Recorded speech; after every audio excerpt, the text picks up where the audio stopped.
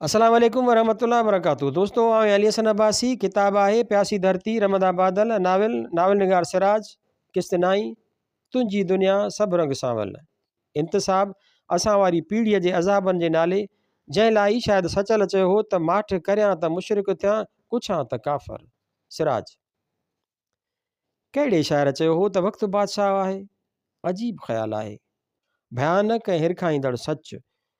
ॾंद कथाउनि जा बादशाह कीअं न इंसाननि जे रत खे संदनि ई मास में ॻोहे निपूड़े कंहिं सांचे में विझी ग़ुलाम घड़े वठंदा हुआ ऐं संदनि रूहनि खे चीभाटे ॼाण जे दीवारनि ते छेणनि वांगुरु थफ़े छॾींदा हुआ, अखियुनि वारनि लाइ इबरत ख़ातिर या पंहिंजे बादशाहीअ खे साबित करण ख़ातिर।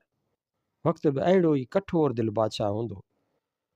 मूं सम्झो हो त प्यार मुहबत ऐं इश्क वक़्त जी उन बादशाहत ते ज़रूरु सोभ हासिलु करे सघंदो। कहिड़ो न अजीब ख़्यालु हो उहो बि। मूं सम्झो त जॾहिं नींहुं ज़ाइफ़ां जे नेणनि मां थींदो, संदसि नस नस में रग रग में रची वेंदो, तॾहिं वक़्तु बि माठ करे बीही रहंदो। तॾहिं वक़्त जी बादशाही बि कंधु नेड़ाए बीही रहंदी। हार खाधल शिकस्त जा घाव चटींदड़ वक़्तु। औरत जो मन बि त शहनशाह आहे।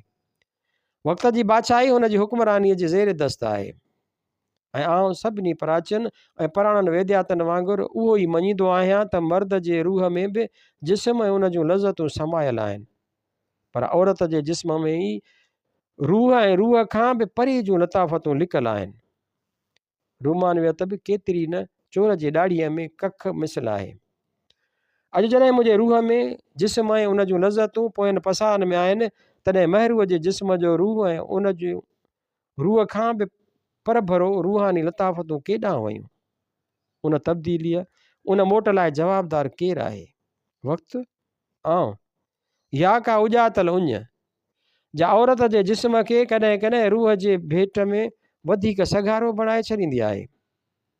ऐं ही 18-19 साल नीअ सनेह जूं उहे अणगणियूं सदियूं ॿिनि जिस्मनि जो एतिरो ॿुड़ो अॼल ई ताञी पेटो, उन्हनि खे का हैसियत ई न आहे।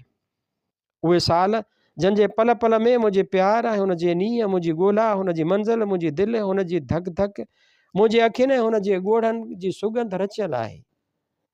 जंहिंजे ॾींहं ॾींहं में हुन जा टहकड़ा, हुन जा रोज, हुन जा रुसामा, ॾोरापा ऐं सनेहा ऐं मुंहिंजा परचा, मुंहिंजा सरचा, मुंहिंजूं दिलदारियूं ऐं दिलबंदियूं अञा बि कर खयो कर पयूं मोड़ीनि ऐं जंहिंजी राति राति में अञा ताईं राबेलनि ऐं राति जे राणियुनि जी सुगंध सां गॾु असां ॿिन्हिनि जे जिस्मनि जो गॾियल पघर जो हुगाव पियो अचे। उहे समूरियूं ॻाल्हियूं वक़्तु केॾांहुं कयूं? असांजो साथ, असांजो संग वक़्तु किथे लिकायो आहे? जेकॾहिं उहे ॻाल्हियूं लिकण गुम थियण जहिड़ियूं आहिनि त बाक़ी रहण वारी छा शइ आहे? पर हीअ अॼु कहिड़ो दौरो पियो अथमि जो ॾोरापे रुसामनि वारी रीत सां पियो सोचियां।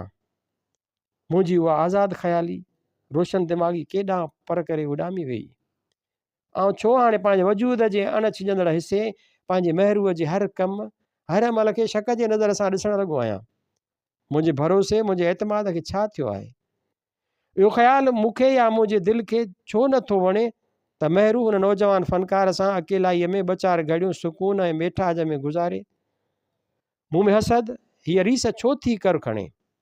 मतां ईअं त कोन्हे तव्हां पंहिंजे जिस्मानी मौत जी सकरात में बि ॿिए कंहिंजी जवानी ऐं जोबन ते रीस पियो करियां, या मुंहिंजे दिलि में मतां उहा रीस घर करे वई आहे त महरू अञा ओतिरी ई सुहिणी मनमोणी, ओतिरी हसीन दिलकश बल्कि जिस्म खे छिकींदड़ छो आहे, जॾहिं मुंहिंजो पंहिंजो जिस्म मरंदो थो वञे?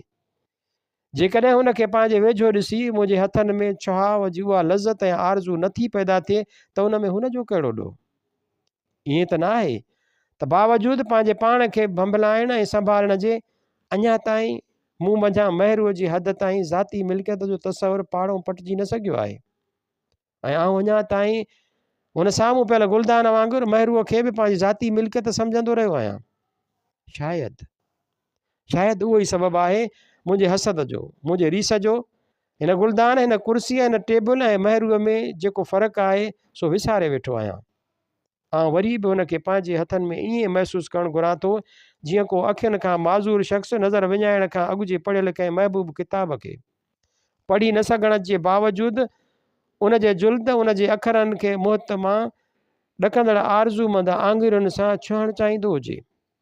छाकाणि तव्हां हिकु अपाहज ॿार जीअं आहियां, जेको कंहिं ख़ूबसूरत रांदि कंहिंखे हथनि में खणी न सघे, पर साॻिए वक़्तु कंहिं चङे भले सिहतमंद ॿार जे हथनि में ॾियण खां बि कीबाईंदो हुजे। हीउ मुंहिंजे ज़हन खे थियो छा आहे?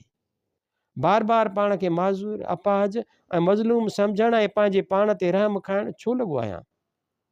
ईअं बि थी सघे थो त मुंहिंजे अंदर जी कंहिं उॾो ई खाधल कुंड में उहो घमंड जागी पियो हुजे त महिरूअ खे मूं अज़ाब ऐं गूंदर जे कुंड मां कढी ख़ुशियूं ऐं मुहबतूं बख़्शे छॾियूं हुयूं। उन करे मरण ताईं मूंखे खेसि ज़ाती मिल्कियत सम्झण जो हक़ु रहंदो। मूं महिरूअ खे ॻोठ में बाबा जे हंज मां कढी हितां आंदो, पाण खे को अज़ीम इंसानु साबित करण लाइ या महज़ पंहिंजी कमज़ोरीअ खे लिकाइण ख़ातिर। हिन खे अज़ाब ऐं अंज मां कढी ख़ुशियूं ऐं मुहबतूं ॾियण लाइ या ख़ुदि पंहिंजे रहम जोगी हालत ते वधीक रहम खाइण लाइ। हिकु हसीन ज़ाइफ़ा खे पंहिंजे इश्क ऐं नीह जो खाज बणाइण कान छा लाइ? ख़ुदाया छा लाइ?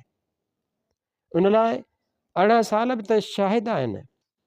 ठीकु 18 साल, 16-17 सालनि जी आहे, ठीकु 18 साल। केतिरो न तकिड़ो गुज़री विया उहे 18 साल, ऐं अॼु ई उन भयानक राति जी 20 सालगिरह बि आहे जॾहिं साइण घड़ीअ लाइ महिरू बणिजी वई हुई।